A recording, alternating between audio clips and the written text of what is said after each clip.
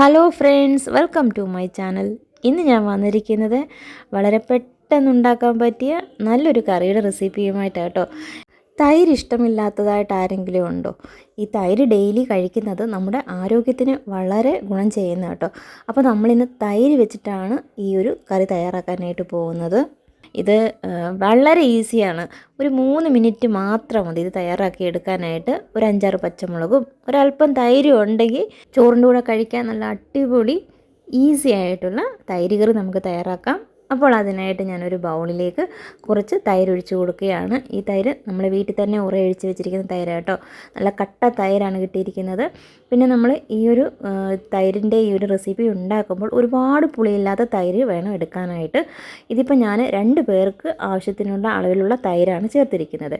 ഇനി ഇതിലേക്ക് ഞാൻ മധുരത്തിനായിട്ട് ഒരല്പം പഞ്ചസാര ചേർത്ത് കൊടുത്തിട്ടുണ്ട്. ഒരുപാട് ചേർത്ത് കൊടുക്കല്ലേ, കുറച്ച് ഒരു ടീസ്പൂൺ അളവിലുള്ള ചേർത്ത് കൊടുത്താൽ മതി. ഇതിലേക്ക് ഒരല്പം ഉപ്പുകൂടെയാണ് ചേർത്ത് കൊടുത്തിരിക്കുന്നത്. നമ്മുടെ ആവശ്യത്തിന് അളവ് അനുസരിച്ചിട്ട് വേണം ഉപ്പ് ചേർത്ത് കൊടുക്കാനായിട്ട്. എന്നിട്ട് ഇത് നന്നായിട്ടൊന്ന് ഇളക്കി കൊടുക്കാം. ഈ ഒരു പഞ്ചസാരയും കൂടി ചേർത്ത് കൊടുക്കുമ്പോഴാണ് ഈ ഒരു തൈരിന് നല്ലൊരു ടേസ്റ്റ് കിട്ടുന്നത്. നന്നായിട്ട് ഇതുപോലെ ഇളക്കിയിട്ട് നമുക്കിതൊന്ന് മാറ്റി വെക്കാം. ഇനി നമുക്ക് ഈ ഒരു തൈരിലേക്ക് പച്ചമുളക് ചേർത്ത് കൊടുക്കേണ്ടതായിട്ടുണ്ട്.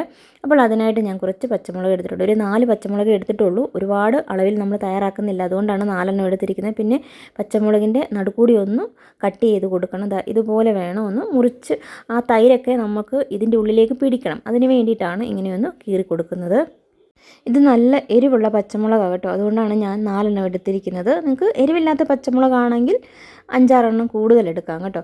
ഇനിയിപ്പം നമ്മൾ ഇത് നേരിട്ട് തൈരിലേക്കല്ല ചേർത്ത് കൊടുക്കുന്നത്. അതിന് മുമ്പായിട്ട് നമുക്ക് ഒരു ചീനച്ചട്ടി അടുപ്പിലേക്ക് വെച്ച് കൊടുത്തു. ഞാൻ ഇതിലേക്ക് വെളിച്ചെണ്ണയാണ് ഒഴിച്ചു കൊടുത്തിരിക്കുന്നത്. പിന്നെ നമ്മൾ എണ്ണ ഒഴിച്ചു കൊടുക്കുമ്പോൾ അല്പം കൂടുതലായിട്ട് ചേർത്ത് കൊടുക്കണം. സാധാരണ താളിക്കുമ്പോഴൊക്കെ കുറച്ചല്ലേ എണ്ണ ഒഴിച്ചു കൊടുക്കുന്നത്. ഇതിന് പക്ഷേ അങ്ങനെയല്ല, അല്പം എണ്ണ കൂടുതൽ വേണം ചേർത്ത് കൊടുക്കാനായിട്ട് കേട്ടോ. അതിനുശേഷം 1/2 ടീസ്പൂൺ അളവിൽ കടുകും 1/2 ടീസ്പൂൺ അളവിൽ തന്നെ ഉലുവായും കൂടി ചേർത്ത് കൊടുത്തു. കടുക് ഉലുവയൊക്കെ ഒന്ന് പൊട്ടി ഉലുവയുടെ കളറൊക്കെ ഒന്ന് മാറിക്കഴിയുമ്പോൾ നമ്മൾ നേരത്തെ മുറിച്ച് വെച്ചിരിക്കുന്ന പച്ചമുളക് ഉണ്ടല്ലോ, നടുകെ ഒന്ന് വരഞ്ഞു വിട്ടിരിക്കുന്ന പച്ചമുളക് ഇതിലേക്ക് ചേർത്ത് കൊടുക്കണം. എന്നിട്ട് നന്നായിട്ടൊന്ന് ഇളക്കി പച്ചമുളക് ചിലപ്പോൾ ഇട്ട് കൊടുക്കുന്ന സമയത്ത് പൊട്ടിത്തെറിക്കാൻ ചാൻസ് ഉണ്ട്. അതുകൊണ്ട് നിങ്ങൾ കുറച്ച് മാറിയൊക്കെ നിന്ന് പതിയെ വേണം ഇട്ട് കൊടുക്കാനായിട്ട്. അത് കഴിഞ്ഞപ്പോൾ ഞാനിതിലേക്ക് 1 ടീസ്പൂൺ അളവിൽ കായപ്പൊടിയും 1/2 ടീസ്പൂൺ അളവിൽ മഞ്ഞൾപ്പൊടിയും കൂടിയാണ് ചേർത്ത് കൊടുത്തിരിക്കുന്നത്. പിന്നെ ഈ പൊടികൾ ചേർത്ത് കൊടുക്കുമ്പോൾ തീ നന്നായിട്ട് കുറച്ചിട്ട് ചേർത്ത് കൊടുക്കുക. അതല്ലെങ്കിൽ സ്റ്റൗവിൻ്റെ ഫ്ലെയിം അങ്ങ് ഓഫ് ചെയ്തിട്ട് വേണമെങ്കിൽ ചേർത്ത് കൊടുത്താൽ മതി കേട്ടോ. ഇത്രയേ ഉള്ളൂ.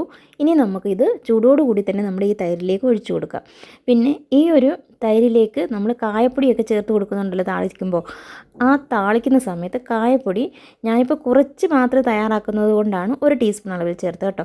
നിങ്ങളിപ്പം ഒരുപാട് തയ്യാറാക്കുന്നുണ്ടെങ്കിൽ കായപ്പൊടി അല്പം കൂടുതൽ ചേർത്ത് കൊടുത്തേക്കണം. കാര്യം ഇതിനകത്ത് കായത്തിൻ്റെ ആ ഒരു ടേസ്റ്റ് വേണം മുന്നിൽ നിൽക്കാനായിട്ട്. അപ്പോൾ ഇതുപോലെ ഒന്ന് ചേർത്ത് കൊടുത്ത് നന്നായിട്ടൊന്ന് ഇളക്കിയെടുത്താൽ മാത്രം മതി. വളരെ എളുപ്പമല്ലേ ഇത് തയ്യാറാക്കാനായിട്ട്.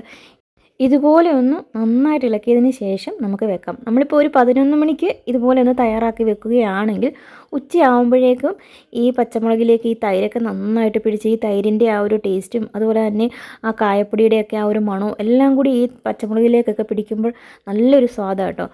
പറഞ്ഞറിയിക്കാൻ പറ്റത്തില്ല, നല്ല രുചിയാണ്. പെട്ടെന്ന് നമുക്ക് തയ്യാറാക്കാൻ പറ്റുന്നതാണ്. ചൂട് ചോറിൻ്റെ കൂടെ ഈ പച്ചമുളകും കൂടിയൊക്കെ ഒന്ന് ഇളക്കി ഞെരടി ഒന്ന് കഴിക്കുമ്പോൾ ഒരു പ്രത്യേക രുചിയാണ്. എല്ലാവർക്കും ഇഷ്ടമായിട്ടില്ലേ ഈ ഒരു റെസിപ്പി? വളരെ എളുപ്പമല്ലേ? അപ്പോൾ പച്ചമുളകും തൈരും ചേർത്തിട്ട് എല്ലാവരും ഒന്ന് ഉണ്ടാക്കി നോക്കണം. എന്നിട്ട് നിങ്ങളുടെ അഭിപ്രായങ്ങളൊക്കെ മറക്കാതെ കമൻറ്റ് ബോക്സിൽ അറിയിക്കുകയും ചെയ്യണം. സബ്സ്ക്രൈബ് ചെയ്യാതെ കാണുന്നവരാരെങ്കിലും ആണെങ്കിൽ ഒന്ന് സബ്സ്ക്രൈബ് ചെയ്ത് കേട്ടോ. അപ്പോൾ വീഡിയോ കണ്ട എല്ലാവർക്കും താങ്ക്